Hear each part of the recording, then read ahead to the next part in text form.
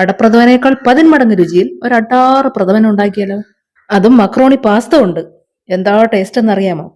അപ്പൊ അതിനായിട്ട് ആദ്യം വേണ്ടത് 250 ml കപ്പില് 1.5 കപ്പ് അളവിൽ മക്രോണി പാസ്തയാണ് കേട്ടോ. ഇനി ചെയ്യേണ്ടത് ഒന്നെങ്കിൽ ഈ മക്രോണി പാസ്തയൊക്കെ 2 കഷ്ണങ്ങളായിട്ട് മുറിച്ചെടുക്കുക. അതുമല്ലെങ്കിൽ തീരെ പൊടിഞ്ഞു പോകാത്ത തരത്തിൽ ഇതൊന്ന് പൊടിച്ചെടുക്കുക. ശേഷം ഇനി നമുക്ക് വേണ്ടത് 350 ഗ്രാം ശർക്കരയാണ്. അതിലേക്ക് ഒരു 100 ml വെള്ളവും കൂടി ഒഴിച്ച് അലിയിച്ച് അരിച്ചെടുത്ത് വെച്ചിട്ടുള്ളതാണ് ഈ കാണുന്നത് കേട്ടോ. അപ്പൊ അത്രയും ഒന്ന് ശരിയായി കഴിഞ്ഞാൽ ഇനി നമുക്ക് ഈ പാസ്ത ഒന്ന് വേവിച്ചെടുക്കണം. അതിനായിട്ട് 1 ലിറ്റർ വെള്ളം അടുപ്പത്തേക്ക് വെച്ചതിന് ശേഷം അതിലേക്ക് 1 ടീസ്പൂൺ നെയ്യ് ഒഴിച്ചു കൊടുക്കാം. ഇനി ഈ വെള്ളം ചൂടായി തുടങ്ങുമ്പോഴേക്കും അതിലേക്ക് നമ്മൾ മുറിച്ച് റെഡിയാക്കി വെച്ചിരുന്ന പാസ്ത ഉണ്ടല്ലോ, അതുകൂടി ഇട്ട് കൊടുത്ത് നന്നായിട്ടൊന്ന് ഇളക്കി യോജിപ്പിക്കാം. ശേഷം ഒരു 10 മിനിറ്റ് കഴിയുമ്പോഴേക്കും പാസ്ത നന്നായിട്ട് വെന്ത് ഒരു സോഫ്റ്റ് പരുവമായി തുടങ്ങും. ഈ സമയം നമുക്കിത് കോരി ഒരു അരിപ്പയിലേക്കോ അല്ലെങ്കിൽ ഇതുപോലെ ഒരു പാത്രത്തിലേക്കോ മാറ്റാം കേട്ടോ. അങ്ങനെ ഈ മക്രോണി പാസ്ത വേവിച്ച് റെഡിയാക്കി വെച്ച് കഴിഞ്ഞാൽ ഇനി ചെയ്യേണ്ടത് ഒരു ഉരുളിയോ മറ്റോ അടുപ്പത്തേക്ക് വെച്ചിട്ട് അതിലേക്ക് 2 ടേബിൾ സ്പൂൺ, അതായത് നമ്മൾ സാധാരണ ഉപയോഗിക്കുന്ന ടേബിൾ സ്പൂൺ പോലെ തന്നെ 15 ml ഉൾക്കൊള്ളുന്ന ഈ സ്പൂണിൽ 2 ടേബിൾ സ്പൂൺ അളവിൽ നമ്മൾ നെയ്യ് ഒഴിച്ചു കൊടുത്തിട്ടുണ്ട്.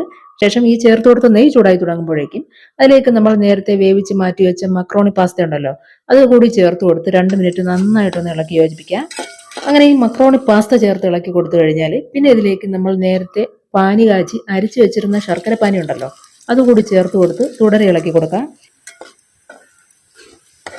കൊടുത്ത ശർക്കര പാനിയിലെ വെള്ളമെല്ലാം പറ്റി ഈ കാണുന്നത് പോലെ ശർക്കര പാനി നന്നായിട്ട് കുറുകി വരുന്നത് വരെ തുടരെ ഒന്ന് ഇളക്കി കൊടുക്കുക കേട്ടോ.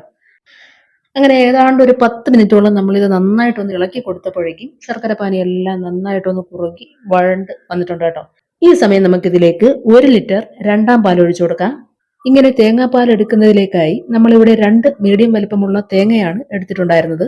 അതാദ്യം 1/2 ലിറ്റർ വെള്ളത്തിൽ നല്ലതുപോലെ പിഴിഞ്ഞെടുത്തതിന് ശേഷമാണ് 1 ലിറ്റർ വെള്ളത്തിൽ നമ്മൾ ഈ രണ്ടാം പാല് പിഴിഞ്ഞെടുത്തിട്ടുള്ളത് കേട്ടോ. അപ്പോൾ ഈ രണ്ടാം പാല് ചേർത്ത് നന്നായിട്ടൊന്ന് തിളച്ചു തുടങ്ങുമ്പോഴേക്കും ഇനി ഇതിലേക്ക് 50 ഗ്രാം ചവ്വരി നേരത്തെ കഴുകി കുതിർത്തെടുത്ത് വെച്ചിരുന്നത് ഇട്ട് കൊടുത്തിട്ടുണ്ട്.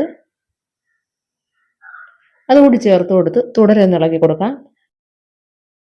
ഒന്നാം പാല് തിളച്ച് ചവ്വരി ഏതാണ്ട് ഒരു 1/4 പരുവത്തിൽ വെന്ത് കിട്ടിക്കഴിഞ്ഞാൽ പിന്നെ ഇതിലേക്ക് നമുക്ക് ഒന്നാം പാല് ചേർത്ത് കൊടുക്കാം. ഞാൻ നേരത്തെ പറഞ്ഞതുപോലെ 500 ml ഒന്നാം പാല് നമ്മളിവിടെ ചേർത്ത് കൊടുക്കുകയാണ് കേട്ടോ. അങ്ങനെ ഈ ഒന്നാം പാല് ചേർത്ത് കൊടുത്തു കഴിഞ്ഞാൽ ഇനി ഈ ചവ്വരി നന്നായിട്ട് വെന്ത് ഒന്നാം പാല് നന്നായിട്ട് തിളച്ച് വരുന്നത് വരെയും തുടരെ ഇളക്കി കൊടുക്കണം കേട്ടോ.